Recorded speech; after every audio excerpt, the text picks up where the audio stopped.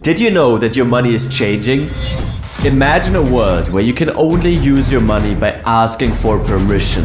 Every choice you make is monitored and logged into a digital record. And the freedom to spend your money on whatever you choose is gone. Is this money mine or is it not? So I'm the Bank of America and everybody's missing money. I know people that have been banned from PayPal. The financial system is being weaponized against individuals. They try to scam us into digital slavery with the CBDCs. You are living through one of the biggest changes human history has ever experienced.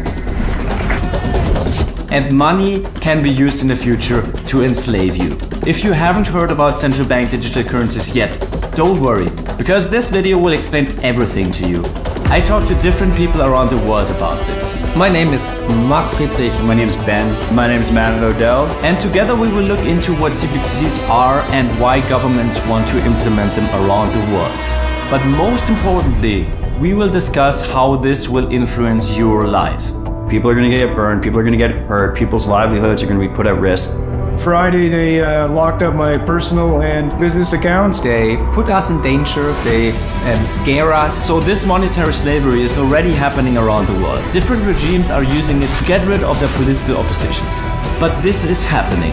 So in the end, I will show you how you can regain your financial freedom over your money again. Central bank digital currencies, CBDCs. So what exactly is this? Central bank digital currencies could be a digital version of money. And one of the main parts they are using for this is a technology called blockchain. The new accounting is what we call blockchain. It means digital. It means having a almost perfect record of every single transaction that happens in the economy.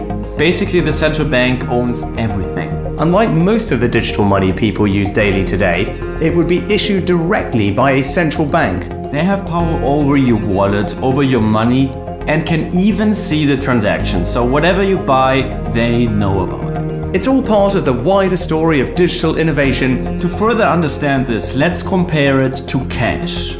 Money, especially coins and bills, are printed freedom. So if you have money, you can do whatever you want. This is the amazing thing about cash, because basically you can buy whatever you want and no one can stop you. You just give the money and get the good.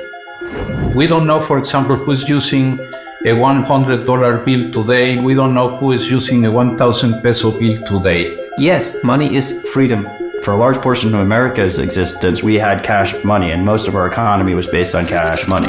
That was inherently private. Today, the status quo is pretty much the exact opposite. A key difference with the CBDC is that central bank will have absolute control, and also we will have the technology to enforce that.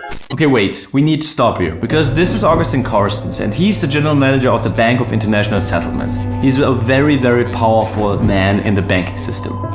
And he just says it out loud, like it's not even a secret. He says central bank digital currencies are about absolute control. And this is the scary part about this digital money. Absolute control. But before we look into how this absolute control might look like in the future, I want to understand why we need it. Like, what do the governments and politicians think that we need it for? The Federal Reserve states that CBDCs would be the safest digital asset available to the general public. The International Monetary Fund says that they offer more resilience, more safety, greater availability, and lower costs. And the World Economic Forum says that reducing financial crime is another motivator for CBDCs. They always say the same thing, like it's against money laundering and only criminals use cash and so on. So for me, it was very questionable if those arguments are even valid. I think that's lies. I think it's just fully lies. Yeah, it's all actually a scam, it's a hoax. They're designed to give central banks greater control over monetary policy, financial surveillance, and of course they will try and sell it to the public and continue to try and sell it to the public with frankly bullshit. They put us in danger, they scare us so they can say, hey, but we've got the solution, you know, and it's CBDCs, they're secure and they're fast, nobody can steal your wallet anymore, nobody can give you fake bills.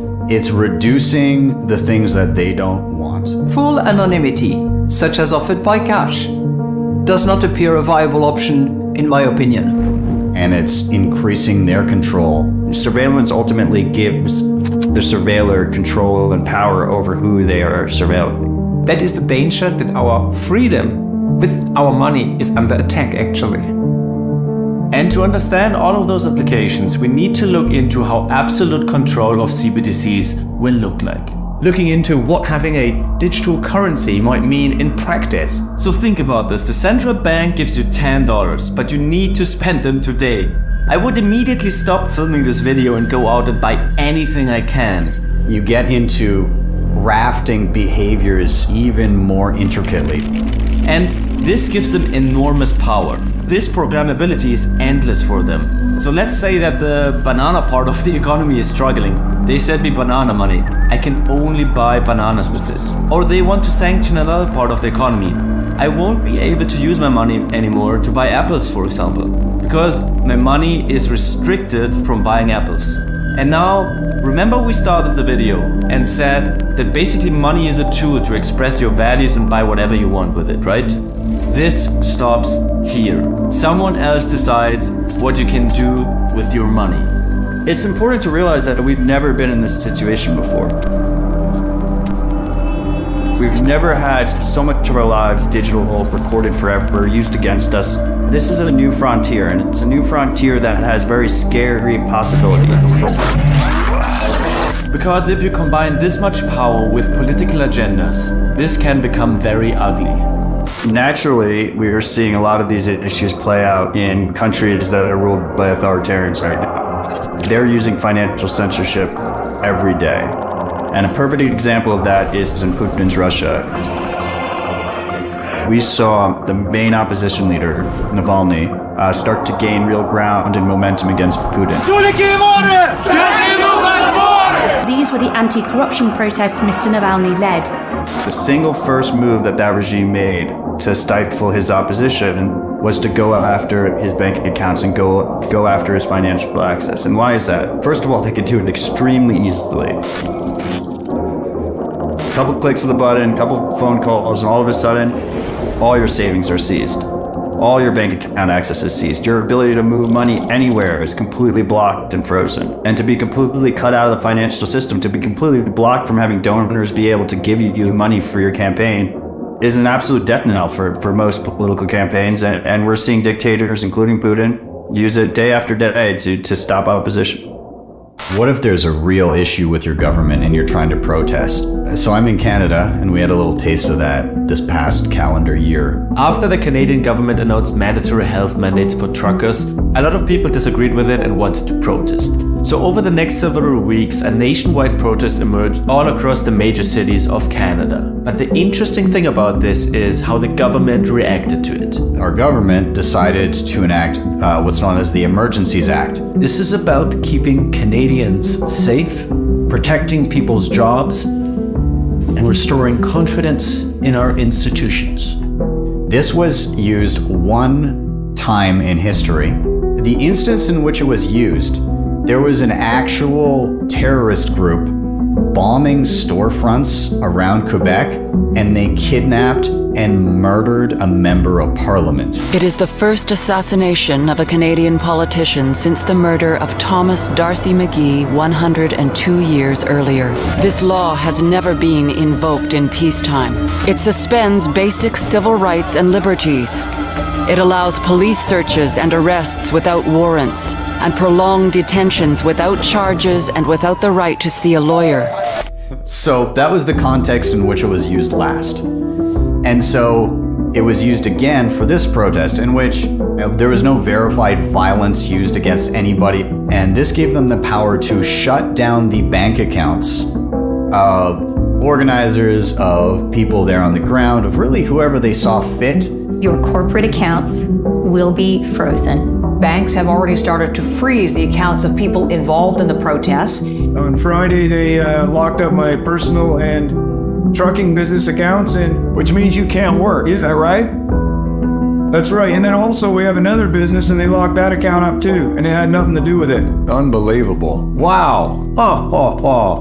And so people, for the first time, saw, oh, is this money mine or is it not? Do I get to use my money as I see fit or not? Our traditional financial system is already being weaponized against us. We see this on a daily basis. If our financial system continues down this route, if our communication systems continue down this route, if everything that we're putting on the internet is used against us to monetize, surveil, track, then that is extremely dark. You might be thinking that you're living in a country where this can't happen. A lot of people in America and Europe might not think that it could happen in their country. The US wants to track all bank transactions which are over $600. China is banning 23 million people from buying travel tickets as part of a social credit system. Even in Europe, the Netherlands just released a law which forces banks to track and trace all transactions over 100 euros. So these things do happen on a daily basis. They're happening all around us. They seem to be escalating, and essentially what we're seeing is we're seeing a weaponization of the traditional financial system used against people to either control them directly or control them indirectly. And with the rollout of CBDCs, it's only going to get worse from here. CBDCs are the existing system on steroids. As soon as we all are forced to use digital money from the Fed, from the ECB, there's no way back. All of the control they currently have, everything they can currently do to clamp down and shut down free speech, freedom of movement, freedom of how you allocate your capital and the fruits of your labor, that will be cranked up. You can't get it out of there. So it's always their surveillance, they can cancel you, they can ban you, they can freeze your money even. So you have two options. You have CBDCs, where your freedom decays along with your purchasing power, or you have Bitcoin, where the opposite is true. Navalny's team was cut off from the financial system. They didn't know what to do. And fortunately, they were able to discover Bitcoin, and they found out about the power of Bitcoin. And they were able to easily set up a Bitcoin wallet, a self-sovereign Bitcoin wallet that they and them only hold the keys for. And they were able to start receiving Bitcoin from donors all around the world. They use it as their primary way of funding their campaign, whether that's receiving donations from donors anywhere in the world, or once they receive those donations, actually being able to spend them to further their movement and further their campaign. As these other funding mechanisms began to be frozen, more and more people started looking to Bitcoin because it was censorship resistant. You couldn't actually stop the payments from going through. Well over $1 million was raised over the span of like 2 weeks. Hey man, how's it going? No, yeah, go ahead. You're good. I'm gonna give this to you. Oh, nice. Remember how I gave you some sats? Yep. There's $8,000 of Bitcoin in there. In here? In there. As soon as the bank shut down, we had some big donors that were like, we need to get Bitcoin in these truckers. I'm not kidding you. So that's ridiculous. No. 70% of the Bitcoin that was donated was handed directly to individual truckers on the ground in Ottawa. I guarantee. Open that shit up. Yeah, say so everybody. In the form of a care package, which had, basically a wallet that was preloaded with around 8,000 Canadian dollars worth of Bitcoin per package. There's just one solution, and the solution is called Bitcoin, because it is decentralized, is limited, is deflationary, and it's borderless, and you can't censor it. And there is no central bank or no owner, no Vitalik Buterin, who can decide how the code will be changed if they feel like it. So that's why Bitcoin is the only solution we have against the fiat scam and the other scams. You can spend it, you can save it, nobody can stop you. There's no centralized party that is in control that chooses who can and cannot use Bitcoin. There's no company in control, there's no government in control. It's a truly independent, free money that anyone can use how they want to use it. And for Navalny's team, this was extremely valuable. If we think adversarially here, let's say the worst regulations came out. Bitcoin is just banned. You can't own a wallet. You can't own hardware to secure your Bitcoin. You can't do transactions. You can't do anything. It's all illegal. Does Bitcoin, the network, cease to function? Far from it. I just wanted to outline how resilient Bitcoin is. Even in the most draconian of situations, it still works. Bitcoin to me represents hope. At the end of the day, if we don't have these tools for freedom, if we don't have these tools that allow individuals to empower themselves, humanity is lost. That is a very dark situation, and it's important for as many of us as possible to focus on the hope.